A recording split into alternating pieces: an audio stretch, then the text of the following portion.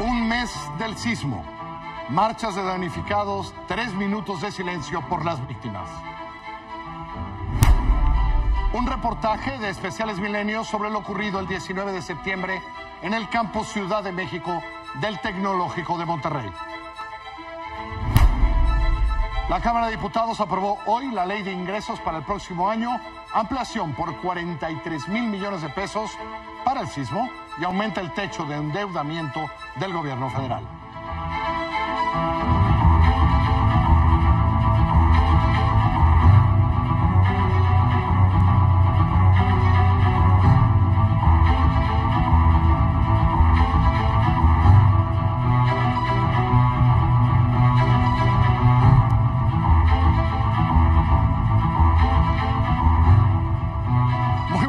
¿Cómo están? Bienvenidos, yo soy Carlos Puch, esto es Milenio Televisión, a las 10 de la noche en este jueves 19 de octubre del 2017.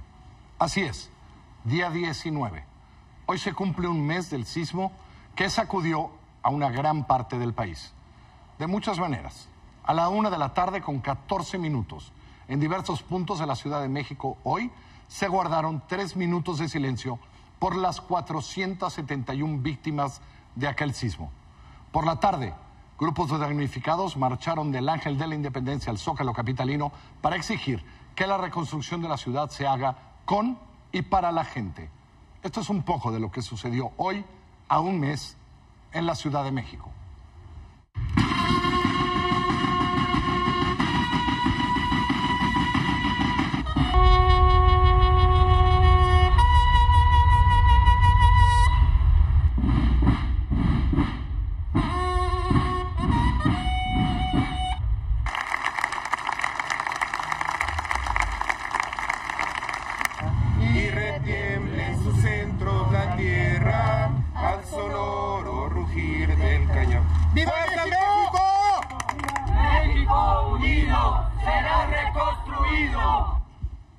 Eso en la Ciudad de México.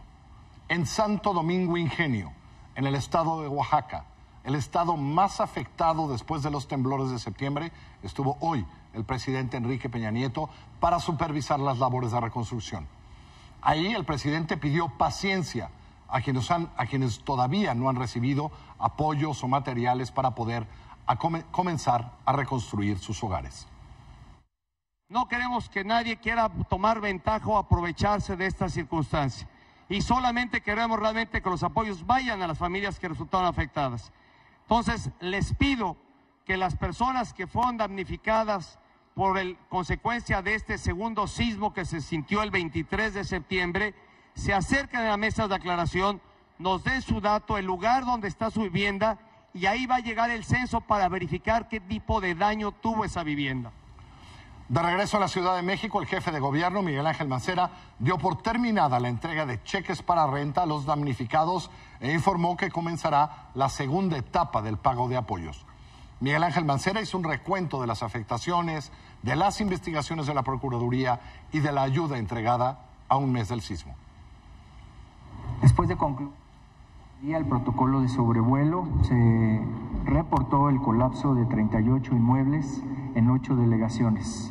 69 personas fueron rescatadas con vida en este acontecimiento. Hasta la fecha tenemos 171 carpetas de investigación iniciadas, 136 de oficio, 35 de denuncia. En el Instituto de la Vivienda, en el INVI, han sido entregados ya 21,286 cheques, equivalente a 63,867,000 pesos. La Contraloría General de Justicia de la Ciudad de México ha verificado 18,303 de estos casos y ha detectado 6,700 inconsistencias. Y el secretario de Finanzas de la Ciudad de México, Edgar Amador, dijo a la Comisión de la Ciudad de México que los 1,200 millones de pesos que se había propuesto para que el Fondo de Capitalidad funcionara en esta emergencia no serán suficientes. Por lo que Amador dijo que para el 2018 se deben destinar hasta 4,000 millones de pesos para este Fondo de Capitalidad. Como lo dijimos, digamos, la ciudad ha recibido hasta 4,000 millones. El año pasado recibimos 2,000, un poco más más de 2.000 millones, pues una cifra entre esas dos sería... Entre 2.000 y 4.000 millones, entonces. 2.500 y 4.000 millones sería un buen gesto. Me voy a Puebla, otro de los estados afectados. Ahí el gobernador, Antonio Gali, dio a conocer que se destinarán más de 1.900 millones de pesos para escuelas afectadas por los sismos. Gali además informó que para la reconstrucción de viviendas los gastos superan los 1.254 millones de pesos en el estado. El gobernador dijo que en conjunto con la SEDATU se llevarán a cabo la entrega de estos recursos. Seguimos sumando esfuerzos, por ello reconozco a la iniciativa privada también el trabajo que viene realizando. Decíamos, celebro que en este evento signemos con la SEDATU un convenio en materia de Contraloría Social para verificar la entrega de recursos para la reparación, construcción y autoconstrucción de viviendas afectadas. En el campus Ciudad de México del Tecnológico de Monterrey, al sur de la Ciudad de México, murieron 5 estudiantes después del derrumbe de puentes que conectaban 2 edificios. Todavía hoy hay alguna polémica. Los estudiantes aseguran que el sismo del 7 de septiembre ya había dañado los puentes. Las autoridades dicen que el edificio fue revisado por expertos después de ese sismo. La historia se la cuenta mi compañera Janet López Ponce.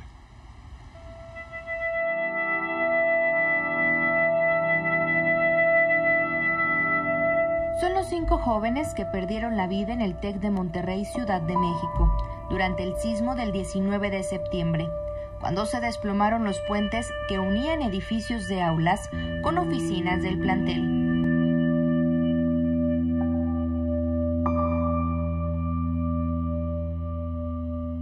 Grupos de alumnos reportaron a través de redes sociales y en un video que la inestabilidad de los puentes siempre fue evidente y que empeoró luego del primer sismo, el del 7 de septiembre.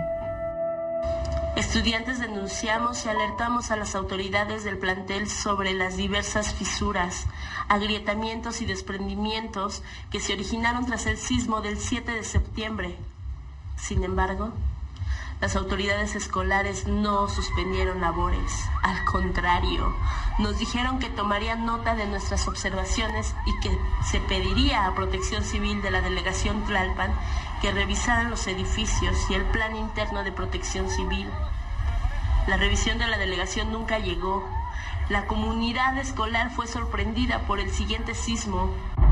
La razón del colapso de estas estructuras sigue sin aclararse. El 2 de agosto, al arranque del ciclo escolar, Alejandro González, director responsable de obra y corresponsable de seguridad estructural, certificó que el campus contaba con las condiciones de seguridad para su operación y funcionamiento. Pero hay inconsistencias en las licencias de González Pliego. De acuerdo a los carnet que constan en estos documentos, marcan su licencia de corresponsable de seguridad estructural con vigencia hasta diciembre de 2018 y de director responsable de obra hasta septiembre de 2019. Pero la lista oficial de la Secretaría de Desarrollo Urbano y Vivienda, encargada de verificar la labor de estos ingenieros, señala que su licencia de DRO venció el pasado 20 de septiembre, un día después del sismo.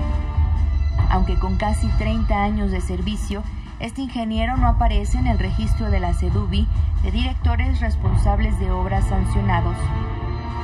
Rashid Abella, vicepresidente de la región Ciudad de México de los Tecnológicos de Monterrey, dijo en entrevista con Milenio que luego del sismo del 7 de septiembre, este mismo ingeniero realizó una revisión al campus y sostuvo que no existía problema estructural alguno. Que se aclare, cuando el DRO nos revisa toda la instalación, nuestro campus es revisado completamente y el dictamen estructural se da de la totalidad del campus. Entonces, al igual que el DRO, pues las instalaciones fueron dictaminadas en las ocasiones en las que los DROs participaron como instalaciones seguras. Conocimiento de inseguridad en ningún momento. Ante la incertidumbre de qué fue lo que pasó, el TEC contrató a un grupo de expertos para que investigue a fondo y deslinde posibles responsabilidades. No hay una fecha límite para concluir el trabajo. Mientras eso ocurre, alumnos contactados por Milenio reportaron que maestros y directivos les prohibieron seguir hablando del tema. enviado mensajes y pedido expresamente a los alumnos que evitemos dar entrevistas y publicar en cualquier medio de comunicación nuestras vivencias y sentir tras la tragedia. Nos están amenazando, diciendo que vamos a ser expulsados y vetados. Según documentos proporcionados por la delegación Tlalpan, el campus cuenta con toda la documentación en regla. El primer permiso para edificar fue el 9 de septiembre de 1990 y, de acuerdo al vicepresidente de los campus, durante los siguientes 6 años se realizaron todas las obras del plantel, incluidos los puentes colapsados. Sin embargo, en los documentos difundidos por la delegación, ninguna licencia de construcción y obras menciona estos puentes. En el campus, ninguna persona que no sea del grupo de investigación puede tener acceso. Solo quedan a la vista arreglos florales y mensajes de despedida de los compañeros de las víctimas, junto a un enorme moño negro y un mensaje del TEC que informa que las instalaciones permanecerán cerradas hasta nuevo aviso. La Procuraduría General de Justicia de Ciudad de México inició de oficio una investigación. Hasta el momento, ningún estudiante ni padre de familia ha interpuesto alguna denuncia contra la escuela. Con imágenes de Miguel Naranjo para Milenio Noticias, Janet López Ponce. Aunque pasara una persona, se sentía la vibración de los pasos. Vibraban los puentes, y ni qué decir cuando cruzabas corriendo para no llegar tarde y te quitaran unos puntos por estar a tiempo. Literal, cuando pasabas corriendo te movían el puente.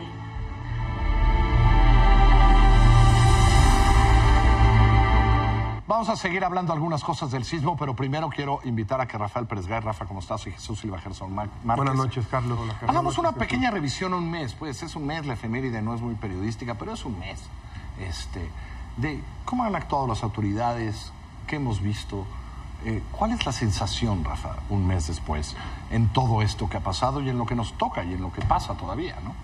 Bueno, efectivamente se cumple un mes de un momento que me parece de gran destrucción, como solo quienes vivimos el año de 1985 vimos. La primera cosa que a mí me llamó la atención, el gobierno no se escondió, en el 85 se escondió, de la Madrid se escondió una semana, no salió, y en esta ocasión el gobierno, tanto el federal como el local, no se escondieron, lo cual no quiere decir que su trabajo haya sido necesariamente el trabajo ideal, pero no se escondieron, salieron, tomaron nota de que estaba ocurriendo en la Ciudad de México un sismo muy grave que había destruido parte importante o partes importantes de la Ciudad de México. 2, nos recuerda algo que debemos tener presente siempre, es una ciudad en donde tiembla. Lo que se llama la ciudad lacustre está mandándonos mensajes desde el subsuelo. Xochimilco, Xaltocan, Chalco, Zumpango, Texcoco están ahí abajo desecados y seguirán mandándonos mensajes muy graves a este respecto. Ahí creo la información es muy importante. Debemos saber, yo habito desde hace muchos años en la colonia Condesa, debemos saber que ahí tiembla, que tiembla y que tiembla mucho, y que debemos tener la información más precisa acerca de, porque incluso dentro de la Condesa hay unos lugares donde tiembla mucho más que en otros, sí, así como decimos. 2, y luego 3, hay desde luego pues este triángulo no de vida pero de nuestra vida, que es número 1 pues lo que conocimos como solidaridad. 2, la corrupción que afloró en muchos de los edificios y de los lugares que quedaron inservibles. Y 3, reconstrucción, cómo reconstruir. Jesús. Bueno, creo que es un buen resumen. Presenta un panorama muy completo. Exacto. Rafael, yo creo que tiene toda la razón en todo lo que registra. Yo coincido en que la reacción gubernamental fue pronta, que fue ágil. Creo que lo fue más desde el lado del gobierno federal que del gobierno de la Ciudad de México. Me parece que hubo incluso como mayor sensibilidad, cercanía del gobierno federal. Me parece que el jefe de gobierno de la Ciudad de México veía las cosas desde sus pantallas en ese un C5 poco, se llama, esa torre, el C5, ¿no? Ese lugar raro. Y creo que lo que viene ahora es, me parece, el reto más complicado, que es la reconstrucción, que tendrá que ser una reconstrucción en donde haya cambio, donde las cosas se hagan distintos. Me parece muy grave que sigamos un poco a oscuras de en dónde estamos durmiendo, en dónde están asentadas nuestras casas, que no tengamos esto que me parece que es indispensable, que es este mapa de riesgo, en donde deberíamos saber, desde luego que estamos en una ciudad con riesgos, pero que es muy distinto, como decías tú, una colonia de otra, e incluso dentro de una colonia, una cuadra de otra. Me parece que eso es indispensable conocerlo, y siguen siendo cosas que permanecen muy opacas hasta el momento, ¿no? Rafael, estuvimos juntos con el presidente el martes, y ahorita estamos hablando de la Ciudad de México, y no sé si fue tu sensación, pero el presidente insistió mucho sí señores, la Ciudad de México está muy bien, todos viven ustedes aquí, pero en Oaxaca y Chiapas tenemos un problema enorme. ¿Cómo has visto cómo hemos enfrentado eso? O si de repente ya se nos olvida un poco, pues si no va el presidente hoy, a lo mejor no tengo Chiapas, si se nos está olvidando un problema que el presidente planteó como un problema grave, ¿no? Me parece que tienes razón, y yo tuve la sensación que quizás tú tuviste, es decir, y lo resumiría así: no es lo mismo un sismo grave, un terremoto en la Ciudad de México, que en poblados alejados de Oaxaca, de Chiapas, luego Morelos y Puebla. Una vez más, la desigualdad y la pobreza convierte un hecho en algo muy distinto, tanto en un lugar como en otro. En ese sentido, el presidente tenía razón, decía, y se concentró Jesús y dijo, bueno, pues yo les voy a hablar de esto. Realmente el panorama era un panorama terrible, duro, difícil. Hay 50,000 personas en la calle en Juchitán, en la calle, caminando por la calle, caminando sin un lugar donde dormir. Hay algo que me llamó la atención: el daño al patrimonio cultural es muchísimo mayor de lo que hubiéramos supuesto, y no salíamos del estupor del 7 de septiembre cuando viene un nuevo terremoto. Dice Jesús, y dice bien, ¿cómo reconstruir? En los días del sismo circuló en redes un artículo de Octavio Paz que publicó después del sismo de 85, y decía una cosa importante: reconstruir es rectificar. Si no podemos reconstruir rectificando, creo que va a haber un problema. Y el segundo es, ¿cómo rayos hacer para que esa reconstrucción se lleve a cabo con transparencia? Reconstruir sin transparencia es destruir dos veces. Aquí es curiosa, y sin rectificar sería destruir. Curiosa esa incomodidad presidencial que expresa recientemente, esta molestia con la opinión pública que, a juicio del presidente, ve corrupción en todas partes, en todas las esquinas. Este fastidio, ¿no? Ya dejen de usar el mismo monito de la corrupción para explicarlo todo. No sé si tenga razón un poco en esta flojera del análisis, en donde a cualquier asunto ponemos nosotros esa explicación como lo que nos permite entender cualquier cosa que sucede en México. Pero yo sospecho que sí hay buenas razones para pensar que hay problemas de corrupción prácticamente en todos los ámbitos de la vida pública mexicana, que realmente es el líquido que lo cubre todo, y que es muy difícil decir, es que esta es una zona de nuestra vida deportiva, educativa, arquitectónica, urbanística, que está libre de la corrupción. Yo creo que sí hay que atenderlo, y cuando se pide transparencia, pues se pide eso, ¿no? Porque se van a gastar 47,000 millones de pesos, 48,000 millones de pesos, sí. Pues uno pensaría, pues a lo mejor sí hay un poco de corrupción en el país, y a lo mejor alguien va a aprovechar esos 48,000 millones para jalar un poquito. Yo más, coincido en momentos en que pueden ser muy útiles. Yo coincido contigo. Yo cuando vi que el presidente decía esto en el foro en el cual estuvo presente, y que sirvió un poco como pasarela para estos posibles aspirantes a la candidatura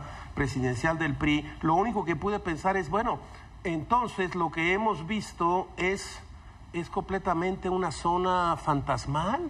No existen los gobernadores, no existen los casos, como dice Jesús, en todos los órdenes, de modo que tenemos que preguntarnos hoy acerca de la reconstrucción: cómo, quién lo va a gastar, en dónde se va a transparentar, y cómo vamos a saber cómo se gastó. Y cómo evitamos que la nota en un año y medio sea la lana que alguien se transó en esos 47,000 millones.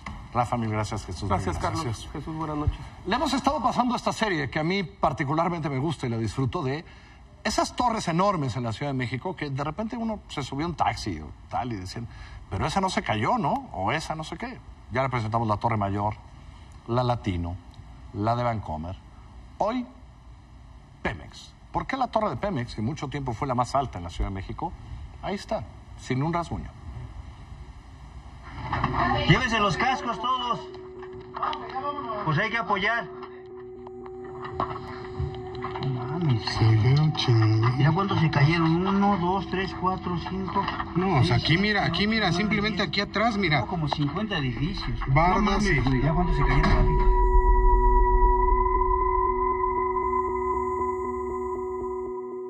Es la torre ejecutiva Pemex. Justamente hace un mes, aquel 19 de septiembre a las 13:14 horas. No manches, allá se acaba de caer otro. Allá derecho. Toma el video, chino. Vámonos, muchachos. No. Vámonos. Con calma, vámonos. Vámonos, con calma. Vámonos. Vámonos. ¿Ya traes tenis? Vámonos. Cascos por si necesitamos ayudar a alguien.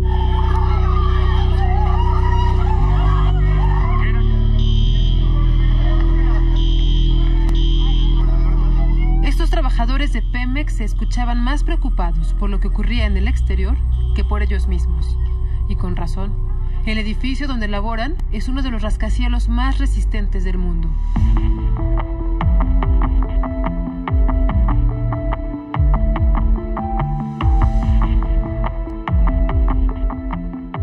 Fue inaugurado en 1983.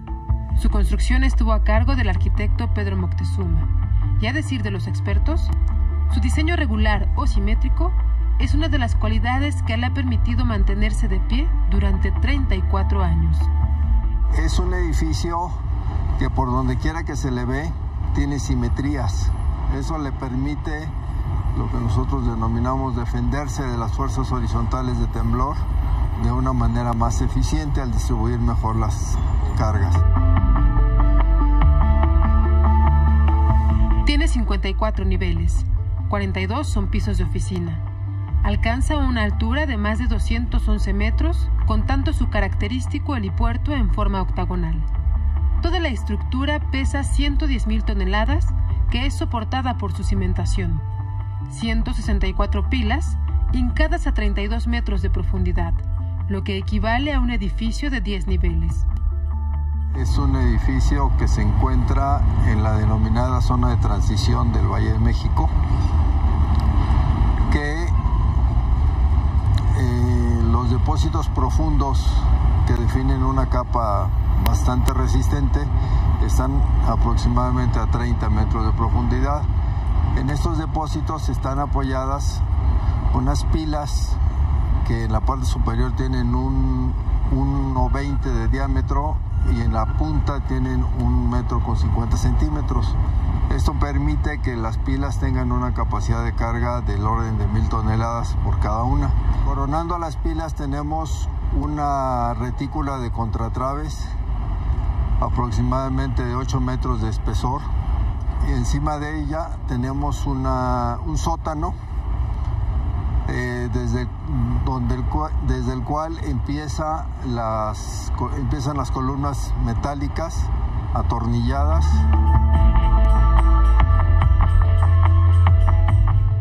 Del sótano se desplanta la estructura principal con 38 columnas y una serie de traves. Para soportar las cargas horizontales, que son las provocadas por el temblor, tenemos una serie de diagonales que definen marcos a cada 16 pisos. Van cerrando, definiendo estos marcos que le confieren mayor rigidez a la estructura.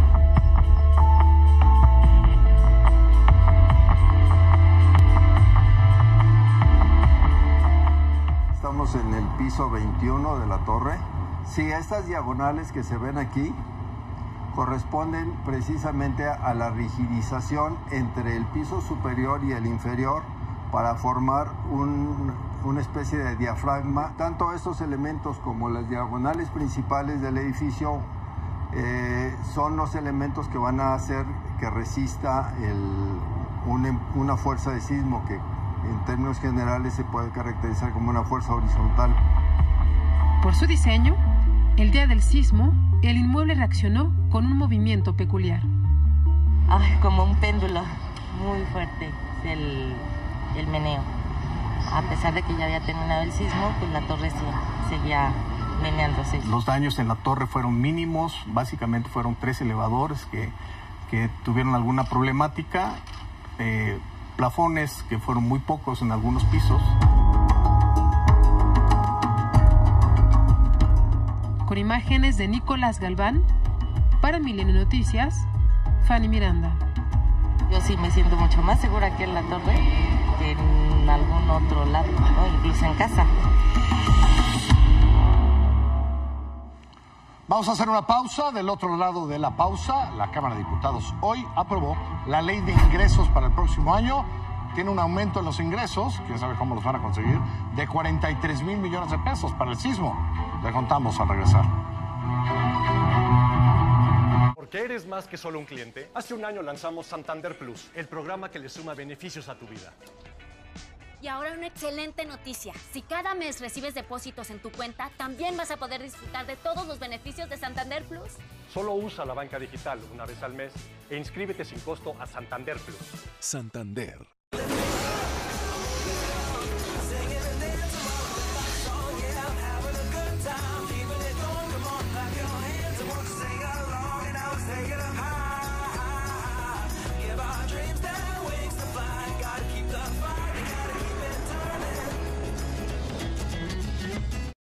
La diferencia entre éxito y fracaso se llama determinación. Una determinación que encontramos en lo que amamos. Son los momentos y las personas las que nos hacen desafiar nuestros límites. Juntos demostramos a todos que lo que a ellos los detiene, a nosotros nos sigue moviendo.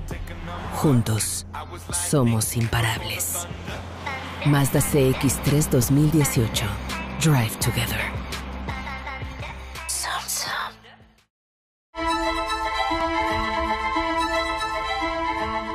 Hoy, diversas organizaciones de la sociedad civil llevaron a cabo el foro Ciudadanos Opinan. A este foro asistieron los dirigentes de los partidos que hoy son parte del Frente Ciudadano por México. Ricardo Anaya, del Partido Acción Nacional, Alejandra Barrales, del PRD, Dante Delgado, de Movimiento Ciudadano. Todos hablaron de la intención de acompañar iniciativas ciudadanos, afirmaron que su intención no se limita a ganar una elección, sino poder transformar con estas iniciativas a México. Esto dijo Ricardo Anaya.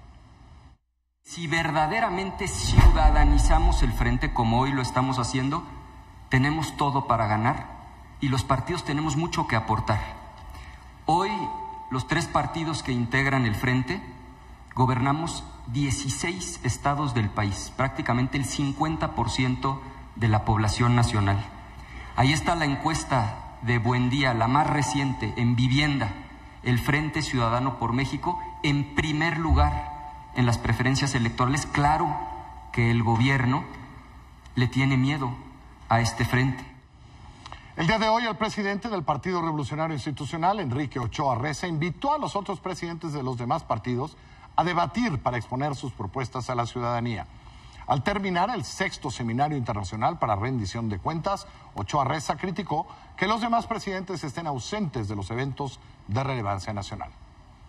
Ya llegó la hora de que le demos a México un espacio de discusión democrática abierta, donde los presidentes de los partidos se sienten a la mesa del debate democrático, de la pluralidad, y que en función de eso podamos ofrecerle a la ciudadanía las propuestas concretas de solución a los problemas nacionales.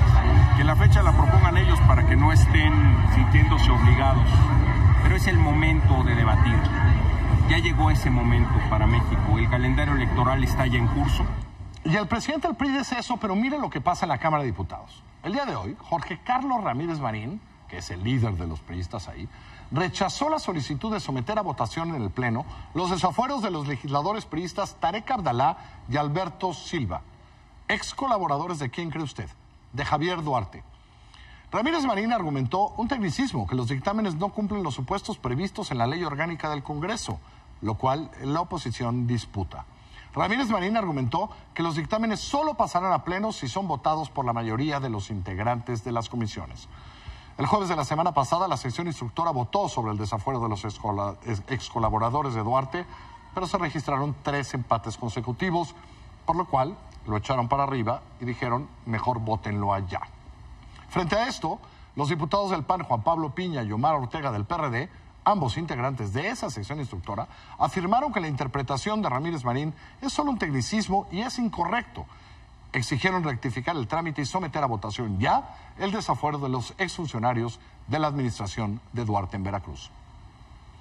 Tuvimos los 4 integrantes de la sección instructora, fue votado por todos, entonces se cumplen los 2 requisitos. 1, que haya un empate, y 2, que en esa votación haya acudido a votar la mayoría de los integrantes de la sección instructora. Por lo tanto, no hay motivo alguno por el cual el asunto del desafuero, y hay que recordar, de quien fuera el tesorero de Javier Duarte, acusado de haber robado 2.500 millones de pesos del erario, no se ha votado en el Pleno. No sé qué les preocupa tanto. Por lo menos dejen que los 500 diputados conozcan el asunto y que los 500 diputados que representan a todos los mexicanos puedan discutir y votar si se le retira el fuero o no. La Procuraduría General de la República inició hoy 21 carpetas de investigación por el aseguramiento de más de 17,000 litros de hidrocarburo, 20 tomas clandestinas. ¿Dónde? No en los estados que le he contado, no en Puebla, no en Guanajuato, no, en Jalisco. Según un comunicado de la PGR, en 12 acciones diferentes, personal de seguridad física de Pemex ubicó 16 tomas clandestinas, 6 contenedores con 4.950 litros de hidrocarburo en los tramos del poliducto Salamanca-Guadalajara, mientras que trabajadores de Pemex, en coordinación con elementos de la Sedena, localizaron 4 tomas ilegales más de combustible en Sebastián el Grande, La Mora y La Mezquitera. Esto en Tlajomulco y Zapotlanejo. Y en Reynosa arman planes, van grupos de coordinación. La violencia sigue en lo que sigue. En la mañana, el gobierno estatal informó de bloqueos en varios puntos de la ciudad y en la carretera que va a Monterrey. Usuarios de redes sociales denunciaron detonaciones en distintas partes de la ciudad.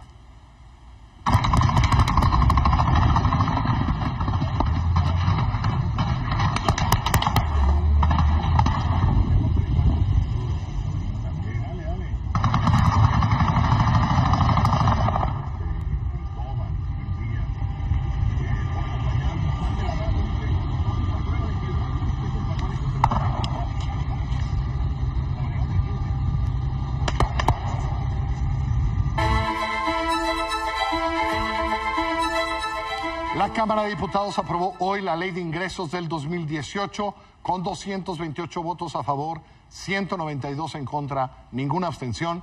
Se aprobó la ley que contempla una ampliación de 43.291 millones de pesos respecto a la iniciativa del Ejecutivo Federal. Los recursos para 2018 serán de 5 billones de pesos, bueno, eso es lo presupuestado, equivalentes al 33.1% del Producto Interno Bruto. Esto derivado de ajustes al precio estimado por barril de petróleo, un invento, y al tipo de cambio previsto para el próximo año, una apuesta. Además, se aprobó el aumento de techo de endeudamiento, esto sí es grave, del gobierno de la Ciudad de México y la deducibilidad de los donativos recibidos por los sismos de septiembre. El secretario de Relaciones Exteriores, Luis Videgaray, dijo el día de hoy que si no se llega a alcanzar un acuerdo en el Tratado de Libre Comercio, no sería el fin del mundo. Durante su gira por el Reino Unido, Videgaray dijo: México es más grande que cualquier tratado. We want to do a good deal for Canada, for the U.S., and of course for Mexico. But we have to be prepared for all scenarios. And we acknowledge that if for whatever reason NAFTA does not continue, it's not the end of the world. Mexico is stronger and is bigger than NAFTA. And we will move on. El secretario de Economía, Ildefonso Guajardo, pidió a los aspirantes a la presidencia de México que den a conocer ya su postura y propuestas respecto a la relación de México con Estados Unidos y el Tratado de Libre Comercio de América del Norte.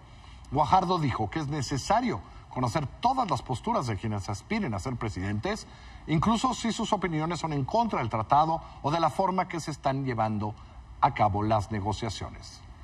Mejor día hoy para el peso, mejor día del que hemos tenido. La interbancaria cerró en 18 pesos con 86 centavos por dólar. Al menudeo, 19 pesos con 25 centavos. Voy a hacer una pausa. Hoy era un día importante en España, en Cataluña. Le voy a contar qué pasó después del cumplimiento de este plazo. Hace un año lanzamos Santander Plus, el programa que le suma beneficios a tu nómina para que sigas creciendo. Y porque eres más que solo un cliente, ahora te regresamos más dinero por domiciliar tus servicios. Y por ahorrar en dinero creciente. Solo usa la banca digital una vez al mes. E inscríbete sin costo a Santander Plus. Santander.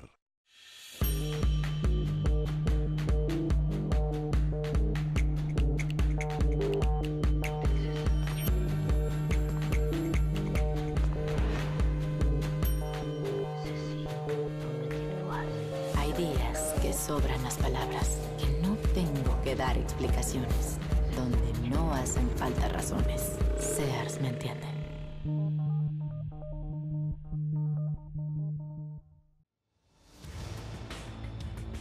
Milenio Tech con Fernando Santillanes. Martes, 18:45 horas, por Milenio Televisión.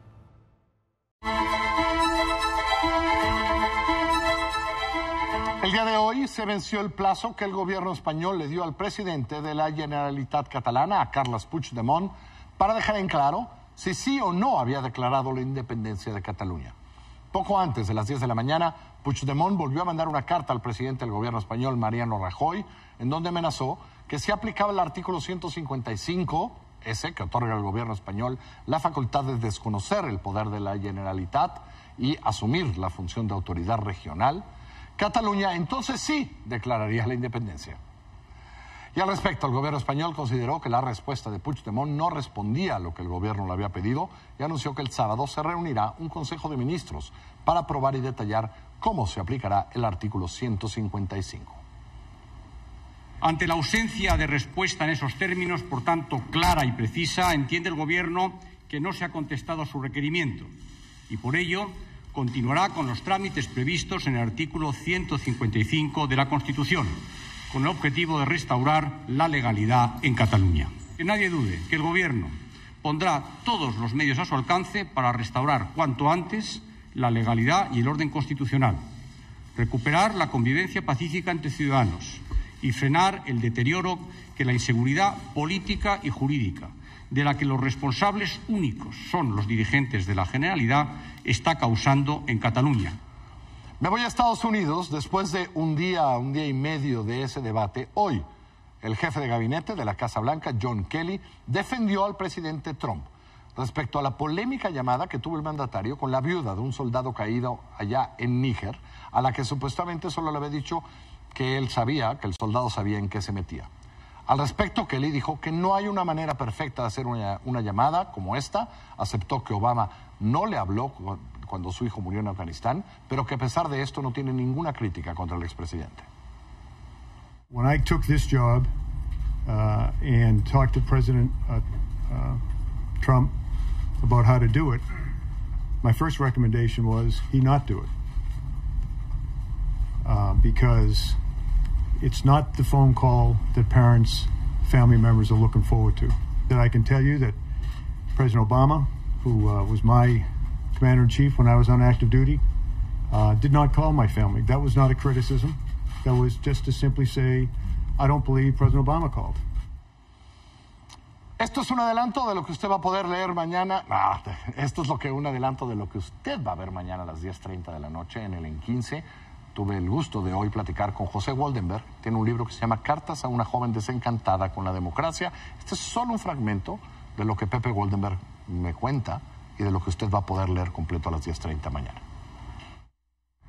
Yo creo que hay muchas razones para que exista desencanto, que hay muchos nutrientes del malestar, pero creo que a veces estamos mezclando todo. Y he repetido varias veces que lo que me preocupa es que podamos tirar al niño y el agua sucia. En este caso, el niño es la germinal democracia que se ha construido en México en los últimos años Y todo aquello que tenemos que atacar, pues es la corrupción, la espiral de violencia, el no crecimiento económico, las desigualdades sociales y un etcétera bastante largo. Pero en efecto, lo que me preocupa es que el malestar no tenga un cauce productivo, sino más bien un cauce destructivo. Le escribiste a una joven, sí. Quiere decir que eres optimista. Quiero decir que creo que el desencanto, si bien recorre toda la pirámide de edades, creo que es más marcado entre los jóvenes. Quizá es una apreciación equivocada, que es una apreciación lírica, pero creo que ahí es más marcado quizá por algo. Ellos nacieron en este sistema. Los viejos, sí, como yo, que tenemos maneras de comparar. Yo lo he dicho, la primera elección a la que yo fui a votar por presidente, en la boleta aparecía un solo candidato a la presidencia de la República, el licenciado López Portillo, en 1976. Sí, la primera en 1982 era casi como si solo apareciera uno. Ya en 82 ¿no? ya había sucedido la reforma de 77 y lo que fue interesante es que ya hubo 7 candidatos. Y había candidatos de partidos novísimos que acababan de entrar, el Partido Comunista Mexicano, el Demócrata Pero todos Mexicano. Quién iba a ganar ese día, ¿no? Ah, bueno, yo creo que eso no lo dudaba. No había incertidumbre, digamos. No había, de ese tipo no.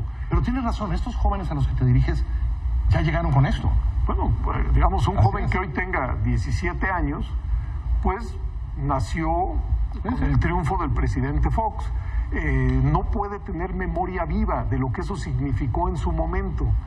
Y entonces creo que por eso, digamos, muchas de las cosas que suceden, elecciones competidas, fenómenos de alternancia, congresos que están equilibrados, un gobernador que coexiste con presidentes municipales de diferentes partidos, pues eso es algo natural, y qué bueno que lo vean como algo natural. Mañana esto completo a las 10:30. Hoy, un 19 de octubre, cumplimos 9 años de estar aquí. Tengo el privilegio de hace 9 años haber estado en esa pantalla y seguir aquí.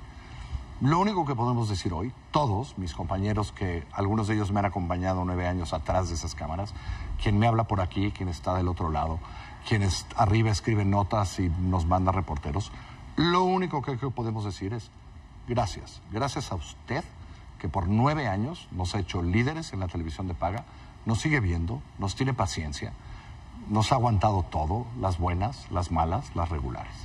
Gracias. Por eso, aquí seguiremos, tratando de servirle a usted todos los días y todas las noches. Muchas, muchas gracias. Soy Carlos Puch. Que le vaya muy bien.